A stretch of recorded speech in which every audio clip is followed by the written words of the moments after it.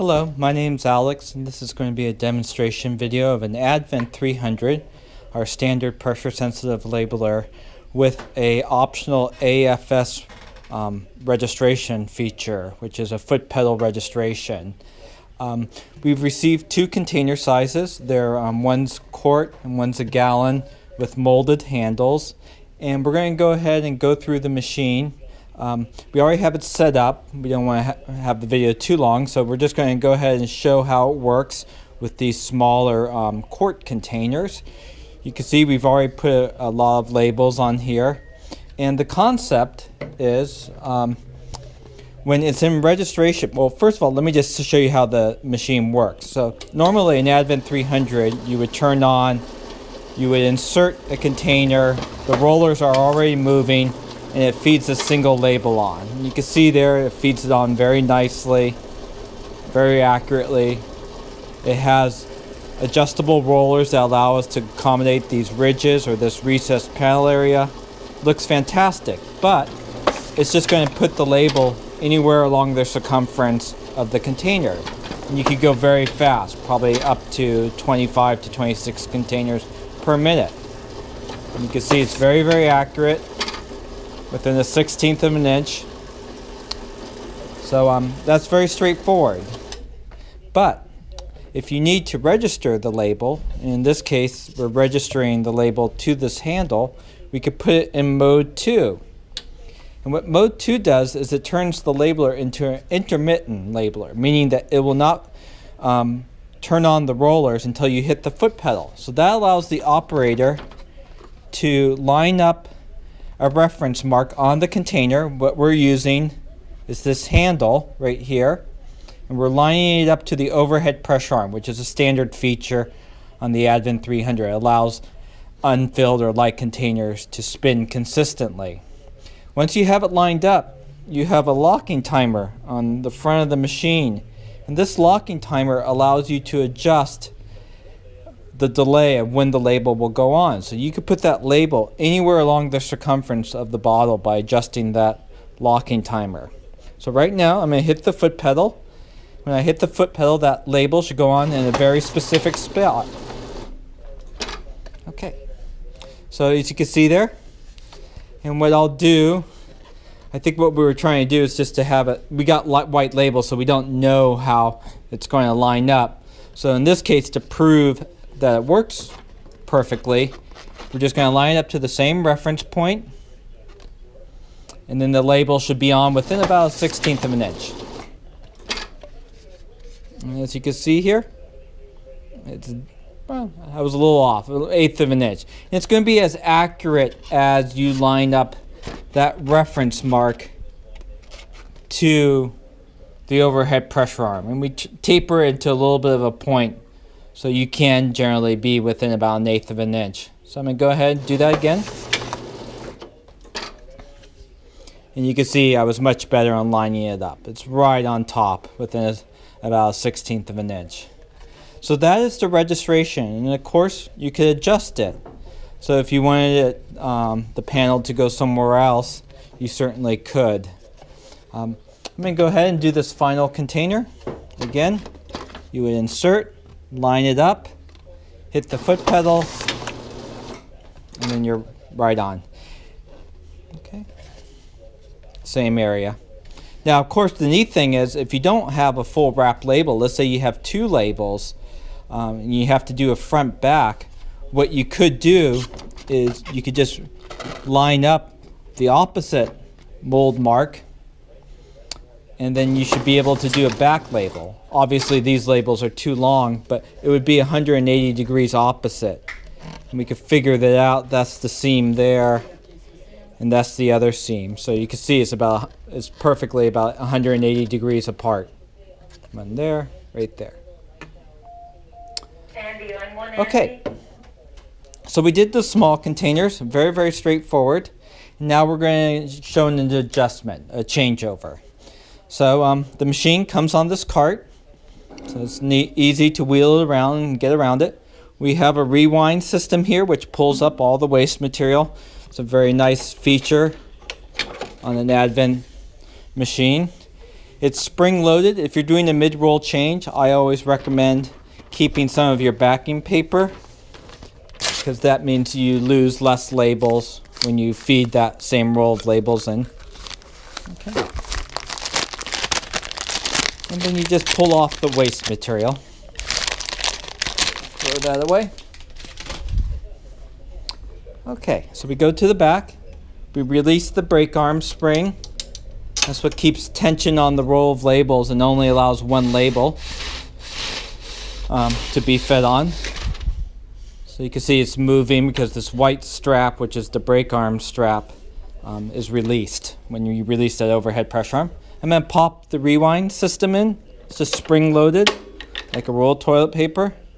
It has an adjustable clutch, which is a really nice feature, so you could compensate for the wear on the clutch and allow the machine to pull the waste material consistently.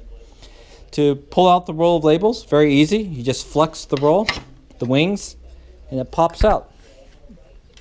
Okay, so we have our roll of labels. Now I might have to stop the video here because your roll of labels got compressed. You can see it's not a circle anymore. So I might have to struggle here to push it on. So I'm going to take a pause and try to get this onto the mandrel. Okay, with another pair of hands, we managed to get this roll of labels on this mandrel. It's very important that the mandrel, that the core bite into these clips on the mandrel so it moves as one piece. That's very important. If it slips, you're going to have to add some tape or labels onto the inside of that fiber core, and it does happen occasionally. Not all 3-inch cores are exactly the same. Just putting on the guides. It's not as important on wider labels, but just to show you. Then you just flex it out, and you just locate the two holes. Make sure that the white strap's not pinched, and then we're just going to remove this label and feed the machine. Okay, so it goes underneath this brake arm. Okay, goes forward. I just moved some of these white webbing guides because we were working with a narrower label. Pull it through, so it's going underneath that idler, but above that matte black roller. Let me peel off some labels. That goes back to that helpful hint of if you're doing a mid-roll change, keep some of your keep a little bit of a leader so you don't lose as many labels. It's nice to make a little point right here. We're going to pop off the peel bar. The peel bar is where the label gets separated. It has Teflon tape. Never remove the Teflon tape. It's very important. You put the labels over it, and then you put the peel bar back into place. And the sharp edge should be facing up and towards the white tires. And then what makes it really easy, you just turn on the machine. I'm in mode 1. You just put it between those two black rollers, those two matte black rollers. And you'll see when I hit the trigger, it feeds the labels automatically towards the back of the machine. So we just go ahead and pull. It's a good time to kind of help straighten it out. On your rewind, definitely find the slit and wrap it around twice.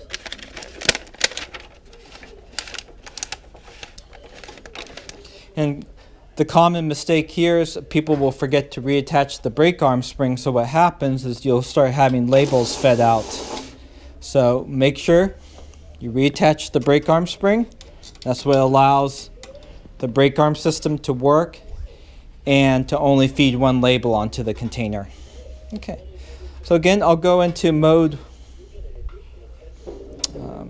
1 because I want to feed out a couple labels to get everything straightened out. So you can see, that's one label, two labels.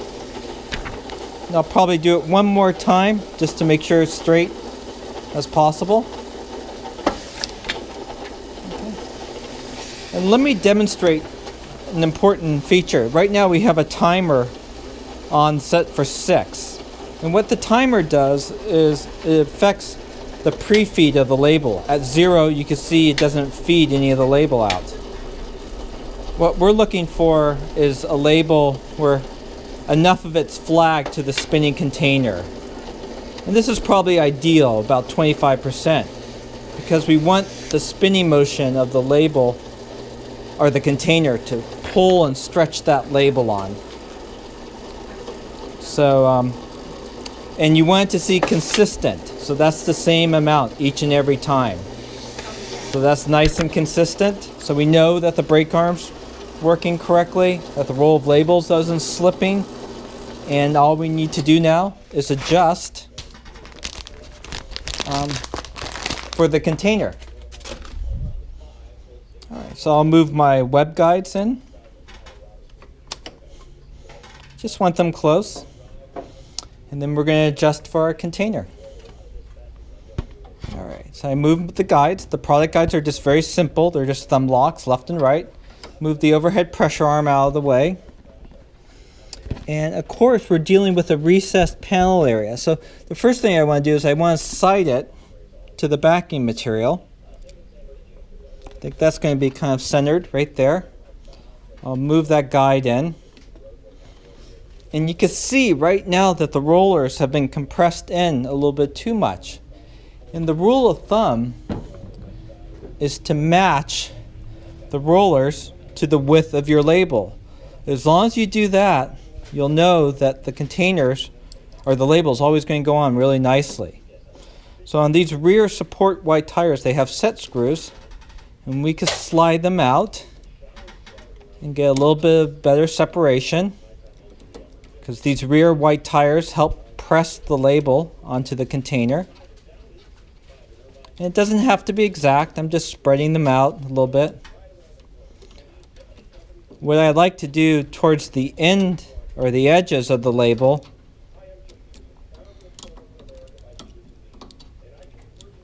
is to give myself some margin, because if I have to move the container left or right to avoid those ridges, I have about 1/4 of an inch to work with. Okay, so we did the rear, and what we do to the rear, we should do to the front.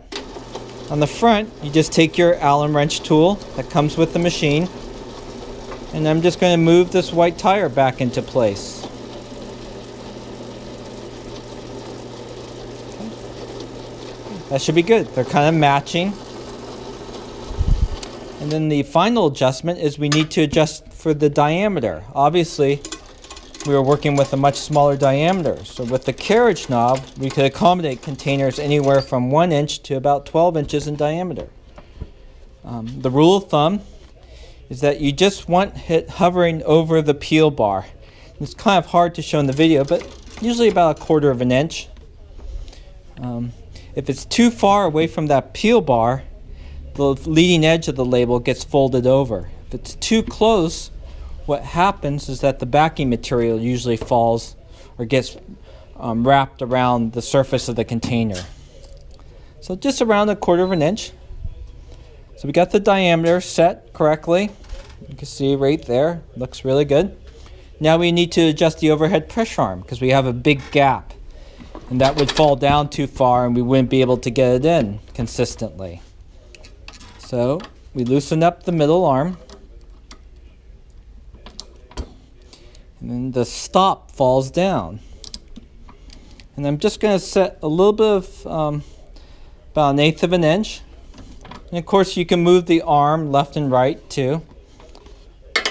And then I'm going to just move this guide out a little bit. And we're all set. So the overhead pressure arm doesn't fall down, so I can just get the container in and out. Doesn't slow you down. So right now I'm going to do mode 1 just to see where the label goes on, where it's centered, and how it looks. And you can see, single label only. I'll stop the machine. Did a really nice job. Not perfectly centered. You can see I'm a little bit towards the high side. So usually what I do is I keep the container in there, and I just move the container the amount that I want that label to move down. Make sure it's still clearing, the ridges are clearing, they're not being interfered. And that's a really standout feature on the Advent. Because we are able to move these rollers left and right, we could work with recessed panel areas. A lot of containers don't, our machines have solid rollers and you're not able to accommodate those recessed panels. So I'm just going to insert. You can see that label moved down. Okay, maybe just a tad more. So I'm just going to move it up.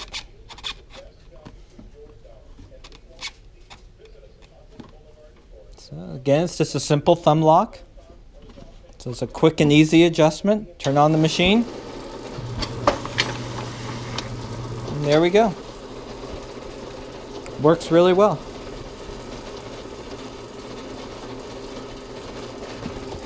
Do one more. Okay. So that we have that. So what I'm going to go ahead and do is going to set it up for the registration. Now I do notice that, interestingly enough, that label was beginning to move a little bit to the left. So I'll have to investigate that. We only have 3 containers. So I'm going to reset the labels over to the left and right. Sometimes containers have like a slight hidden taper. So I'm going to feed out a couple labels. And I'm going to try to get this reset. You can see the labels moved back into position. And I'm going to move that guide and I'm going to play a little bit tighter just because I want to see if the labels are moving left or right. Generally, they'll begin to track to one direction if the containers do have a taper to them. Usually these don't, so just want to keep an eye out on that. Ideally, you figure those things out as you're working with the samples for the first time. So I want to make sure that the container is nice and even. So a good way of testing that is just to put it in 0 for the timer and just make sure that it's moving evenly. This container does have a wobble, but I do notice that it does like to track. And maybe my mistake is I wasn't keeping my hand on the top, thinking that it wasn't tracking out. So probably the problem was I didn't have this up against the guide. And that means when you insert, just gotta have your right hand up against the spout and just keep it up against that guide. Okay, so that's all set. I'm going to go into mode 2 and we are going to line up that reference point. Keep my hand up against that top of the container and hit the foot pedal. Oh. Now I didn't feed a label because my timer isn't set. So we need to get that label flagged out. So that should be about 3. And again, line it up to the reference point. Then hit the foot pedal. Okay. And you can see that's perfect. So again, it was my mistake. I just didn't keep my hand up against the top, pressing up against that guide. All right, so we'll see the repeatability of this. Okay, line it up. Hit the foot pedal. And yep, it's about within 1/4 of an inch. You can see, I think we had a little bit of a pre-feed on the first label. You can see it's excellently registered. So the center line of the label would be right on that handle. So when it's on the shelf, the handle's facing the customer and then the middle of the label will be right there on the handle. Of course, you could adjust it if your panel's a little bit to the left or to the right. We could certainly do that. And I only have 1 container left, so I'm just going to go ahead and do this one. Okay, line it up. Hit the foot pedal. Again, you can see right perfectly centered on that mold mark. Again, I will line it up.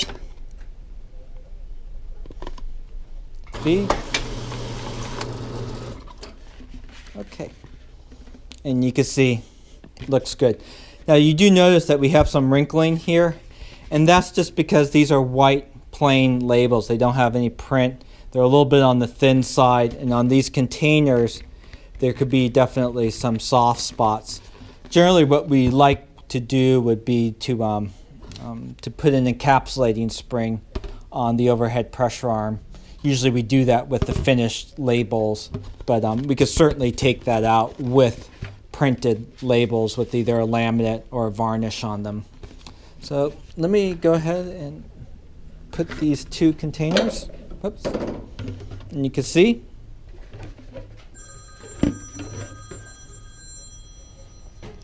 the handles are perfect, the labels are perfectly registered to the handles, and they look fantastic. So that is the Advent 300 with the foot pedal registration. As far as maintenance is concerned, you just want to keep the rollers as clean as possible. You can also notice that the label's tracking perfectly left to right. It's not moving because I had it off. So any questions, we can reach at 800-846-7716. Thank you very much.